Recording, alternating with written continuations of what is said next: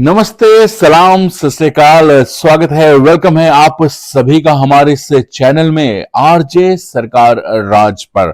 जितने भी लोगों ने सब्सक्राइब किया है बहुत बहुत शुक्रिया आप सभी का, और जो लोगों ने नहीं किया है तो प्लीज कर लीजिएगा।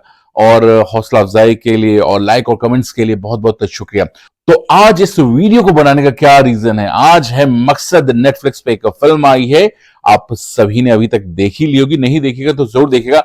Imtiaz Ali produce and directed none other than movie Amar Singh Chamkila. Film के बारे में बात करने से पहले थोड़ा सा मैं अमर सिंह चमकीला के बारे में बात कर लेता हूं। जो लोग पंजाब से हैं तो ऑफ कोर्स उनको तो बहुत सारी बातें पता ही होंगी चमकीला जी के बारे में, लेकिन कई लोग जो इस वीडियो को पंजाब के बाहर देख रहे हैं, जो पंजाबी स्पीकिंग नहीं है, हालांकि मूवी देखने के बाद बहुत सारी चीजें आपको समझ में तो आई गई होंगी, चीजें क्लियर हो ही गई होंगी, लेकिन जो नॉर्थ इंडियन बेल्ट है खासतौर पर ये आवाज आती तो रही है, लेकिन कई बार होता है कि जो एक आर्टिस्ट होता है उसकी जर्नी क्या होती है, उसके पीछे का जो स्ट्रगल होता है, संघर्ष होता है, वो शायद नहीं हमें पता होता है। तो जब 80 के दशक की हम बात करते हैं, 80 का एक सिचुएशन थी, पॉलिटिकल कह लीजिए, रीजनल कह लीजिए, तो एक इमरजेंसी काइंड ऑफ सिचुएशन थी। और ऐसे में 80 के दशक में पंजाब में ये कलाकार जो हैं चमकीला, ये चमकते हैं उस इमरजेंसी के दौरान। तो वो तो उनके संघर्ष की कहानियां फिल्म में देखेंगे ही, लेकिन सबसे इंपॉर्टेंट बात जो इस फिल्म के जरिए जो मुझे समझ में आती है कि किस तरीके से एक ग्रास रूट से उठा हुआ कलाकार आगे बढ़ता है, अपने टैलेंट के बदौलत अपना नाम कमाता है। फिल्म के बारे में तो बात करेंगे ही, लेकिन उससे पहले अमर सिंह चमकीला के बैकग्राउंड के बारे में थोड़ा सा बात कर लेते हैं। चमकीला उस पृष्ठभूमि, भारत के उस जगह से आते हैं जो अपने आप में महान है। भारत की आजादी के लिए शहीदों की बात हो, पंजाब की इस भूमि ने बहुत सारे कलाकारों को जन्म दिया, बहुत सारे लोगों ने नाम कमाया। ना केवल भारत में उनका नाम है बल्कि दुनिया भर में है। तो एक शौक, एक टैलेंट है वहां पर लोगों का, एक अच्छा सिंगर बनने का, म्यूजिक के प्रति जो एक झुकाव है पंजाब का, पंजाबियों का और पंजाबी कल्चर का, वो वाकई सराहनीय है। तो ऐसे में चमकीला का भी अपब्रिंगिंग पंजाब में हो रहा था, और भी सिंगर्स को वो देख रहे थे, उनके अंदर भी एक चाह थी सिंगर बनने की, कोशिशें करते हैं, और सिचुएशंस ऐसी होती जो आप मूवी में देखें, किस तरीके से वो सिंगर बनते हैं, फिर किस तरह से वो एंड होता है।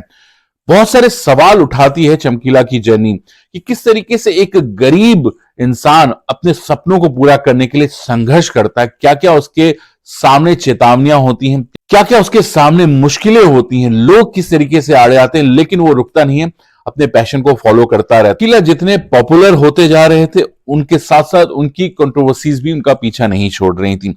खास तौर पर उनके बोल को लेके, उनके लिरिक्स को लेके कई लोगों का मानना था कि बड़े वाहियात बोल हैं और बहुत वल्गर बोल हैं।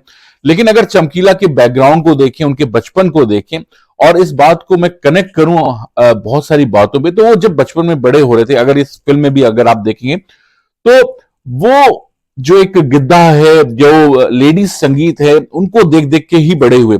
और लेडीज संगीत में कई बार हमारे लोक गीतों में भी एक सॉफ्ट तरीके से जो है एक भाषा का प्रयोग होता है, वल्गर भाषा का प्रयोग होता है, लेकिन एक सीमित दायरे में होता है, महिलाओं के बीच ही होता है, गानों के माध्यम से होता है, और आज से नहीं, ये सदियों से होता आ रहा है। तो उन्हीं को देख देख के चमकीला भी बड़े हुए थे, और कहीं ना कहीं उनके गानों में वो चीज खास तौर पर साफ दिखती थी, और उन्हीं गानों को लेकर सामने आए जिनको लोग बहुत पसंद कर रहे थे। हाई पिच वॉइस, एक साल में 400 अखाड़े करते थे। और यहां पर मैं जरूर जानना चाहूंगा अखाड़ा शब्द, इसके बारे में जो लोग पंजाबी हैं जरूर मुझे बताइएगा, क्योंकि अखाड़ा शब्द 3 जगह मैंने अपने लाइफ में सुना हुआ है।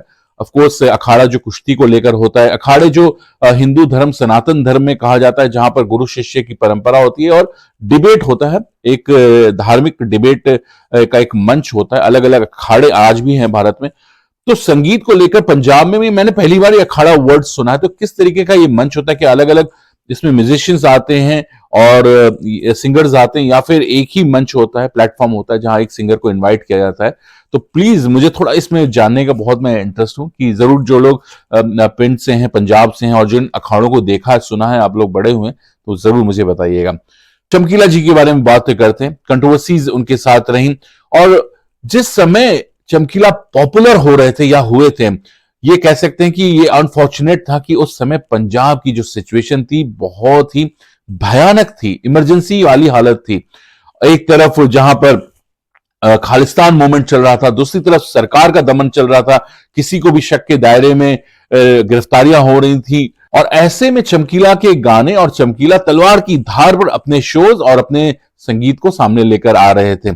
जहां पर सरकार पुलिस की तरफ से उनके ऊपर प्रेशर हो रहा था, वहीं पर जो खालिस्तान मूवमेंट से जुड़े हुए थे, जो उनके बोल से जिनको आपत्ति थी, वो लोगों का प्रेशर था, और सेम टाइम उन लोगों का भी प्रेशर था, वो जनता जनार्दन जिन्होंने चमकीला को चमकीला बनाया था, वो वही सुनना चाह रहे थे। और ऐसे में चमकीला इन तीनों बातों से जूझते हुए आगे बढ़ रहे थे और अंत में अननोन लोगों ने उनको गोली मारकर हत्या कर दी। तो बहुत सारी इसमें परत है, एलिगेशंस लगते हैं कि किन्होंने हत्या कराई, उनके साथी कलाकारों का जो संगीत से जुड़े हुए थे उन पर भी एलिगेशंस लगते हैं, जो खालिस्तान मूवमेंट से जुड़े हुए लोग थे उन पर एलिगेशन लगते हैं, सरकार पर भी एलिगेशंस लगते हैं।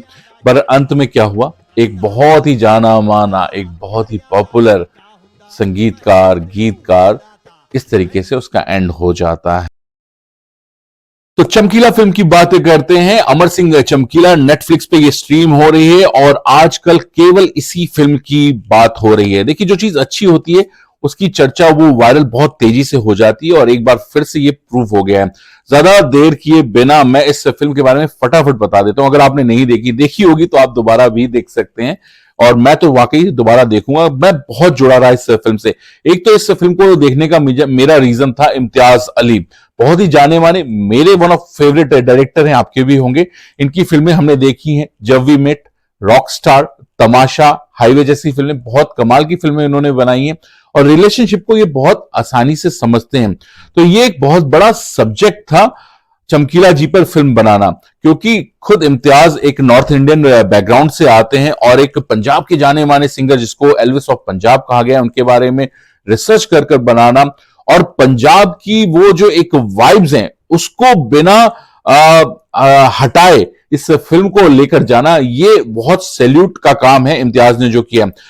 पूरी फिल्म हिंदी में है और जो कैरेक्टर्स हैं वाकई अगर आप समझिएगा तो वो पंजाबी स्पीकिंग रहे होंगे अपने समय में। 80s का दौर है, पंजाब की कहानी है, पंजाबी सिंगर हैं, जो आसपास के लोग होंगे वो पंजाबी में बात करते होंगे, लेकिन इतना कमाल का फ्यूजन किया है हिंदी के डायलॉग्स को इस्तेमाल करते हुए।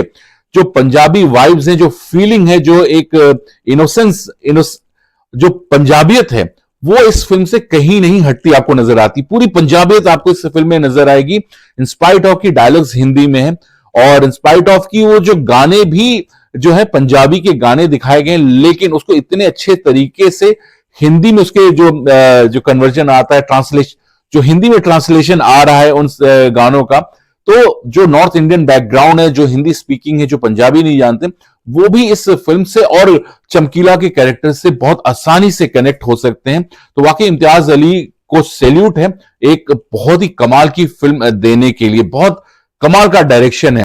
और दूसरा क्रेडिट मैं देना चाहूंगा इस फिल्म के एडिटर को। कई बार होता है जो फिल्म के पर्दे के पीछे लोग होते हैं उनको क्रेडिट देना हम भूल जाते हैं। एडिटर आरती बजाज हैं इस फिल्म की, और इस फिल्म को देखने का जो एक मजा और आता है इसकी एडिटिंग में, खासतौर पर जो 2D फ्यूजन होता है बीच बीच में, बहुत कमाल का लगता है और आपको और कनेक्ट करता है।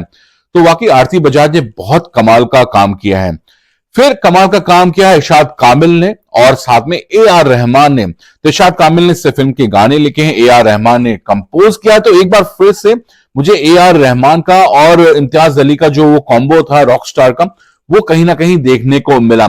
तो जो दो गाने कमाल के पॉपुलर हैं वो गाने आपने सुने ही होंगे, आजकल हर रेडियो स्टेशन पर और टीवी पर ये गाने आ रहे हैं। इश्क मिटाए बहुत ही पैपी नंबर लगता है और मोहित चौहान की आवाज में, और नरम कलेजा, तो ये सुनने में बड़े कमाल के लगते हैं। लेकिन ये भी मैं बता दूं कि इस फिल्म में जो 15 गाने हैं वो दिलजीत दोसांझ और परिणीति चोपड़ा ने खुद गाए हैं। अब बात करते हैं स्टार कास्ट की। तो सबसे पहले हम बात करते हैं परिणीति चोपड़ा की। परिणीति चोपड़ा ने अमरजोत का रोल किया है, जो कि चमकीला जी की सेकंड वाइफ थी। और परिणीति ने इस फिल्म के लिए, उनको फिल्म एनिमल ऑफर हुई थी संदीप रेड्डी वांगा की अपोजिट रणबीर कपूर, तो उन्होंने वो फिल्म छोड़ दी। उन्होंने कहा नहीं मैं ये फिल्म करूंगी। तो 15 गाने इस फिल्म में दिलजीत दोसांझ के साथ परिणीति चोपड़ा ने गाए हैं। तो जो अमरजोत का रोल उन्होंने किया है, बहुत ऑनेस्ट मेरी ऑब्जर्वेशन थी उनके लिए, अमरजोत का जो कैरेक्टर था उसको समझने की बजाय परिणीति ने बहुत ज्यादा कॉपी करने की कोशिश की है। तो मेरी नजर में एक एवरेज उनकी एक्टिंग रही, वो एक्टिंग करती हुई नजर आई है परिणीति, लेकिन हाँ वो जो सोल था वो कहीं ना कहीं मुझे मिसिंग लग रहा था परिणीति चोपड़ा के अंदर। तो उसको फील करना, क्योंकि वो कई जगह बस कॉपी करती हुई नजर आ रही थी। जिस तरीके से अमरजोत के जो आर्काइव वीडियोस हैं उसको अगर आप देखें तो उस तरीके से बस कॉपी करी थी। लेकिन बायोग्राफिकल ड्रामा में ये एक बहुत बड़ा फैक्टर होता है कि आपको कॉपी नहीं करना है, उस कैरेक्टर को समझना है, उसके सोल को समझना है, उसकी बॉडी लैंग्वेज से ज्यादा उसके सोल में आपको घुसना पड़ेगा। अब जब सोल की बात करें, एक्टिंग की बात करें, तो ये फिल्म मैं बताऊं केवल एक आदमी के इर्द गिर्द घूमती है जिसका टाइटल भी है चमकीला, और जिस रोल को किया है दिलजीत दोसांझ ने। मैं सैल्यूट करता हूं इस एक्टर को, इस सिंगर को, जिस तरीके से इस बंदे ने इस रोल को प्ले किया है। मुझे कहीं भी नहीं लगा कि मैं दिलजीत दोसांझ को देख रहा हूं। Coming from north Indian background, हम लोगों को शायद बहुत कम ही पता होगा अमर सिंह चमकीला के बारे में, लेकिन इस पूरी फिल्म में मुझे ऐसा लग रहा था कि एक चमकीला कोई सिंगर थे जो पंजाब में थे और वो बहुत पॉपुलर हुए, और फिर उनके साथ एंड ऐसा हुआ। और कहीं भी मुझे ऐसा नहीं लगा कि मैं दिलजीत दोसांझ को देख रहा हूं। थ्रू आउट द जर्नी मुझे चमकीला ही फील हो रहा था कि ये एक ऐसा कैरेक्टर है, एक ऐसा सिंगर रहा है भारत में, पंजाब में। तो सैल्यूट है इस दोसांझ को जो इस फिल्म के सबसे बड़े हीरो हैं, और ऑफ कोर्स वो हीरो हैं इस फिल्म के, और टाइटल रोल भी उन्होंने ही किया है। और मुझे लगता है कि इस रोल के लिए उन्हें बहुत सारे अवार्ड से सम्मानित किया जाना चाहिए, उनको प्रेज किया जाना चाहिए। जिस तरीके से उन्होंने बिल्कुल फ्लॉलेस एक्टिंग की है और एकदम चमकीला के सोल में, उसके वाइब्स में घुसे हुए हैं। वही जो अभी मैं थोड़ी देर पहले परिणीति चोपड़ा के लिए बता रहा था कि जहां वो अमरजोत के कैरेक्टर में मिस कर गई हैं। लेकिन वाकई बहुत सुंदर फिल्म है, जरूर देखिए, बहुत कमाल की फिल्म बनाई है इम्तियाज अली ने, और दिलजीत दोसांझ को सैल्यूट है। वेल डन ब्रो, बहुत कमाल की फिल्म है। बस यहीं पे फिनिश करते हैं। अगर आपने अभी तक नहीं देखी है फिल्म, नेटफ्लिक्स पे जाइएगा, जरूर देख लीजिएगा। और जैसे भी आप देख सकते हैं, एक अच्छी फिल्म बनाई गई है, एक अच्छे कलाकार के लिए ये फिल्म बनाई गई है, तो मिस मत करिएगा। तो अभी तक अगर आपने इस चैनल को सब्सक्राइब नहीं किया है तो कर लीजिएगा। प्लीज लाइक शेयर कमेंट जरूर करिएगा। कैसा लगा वीडियो जरूर बताइएगा। तो chill then love you all, take care, bye bye.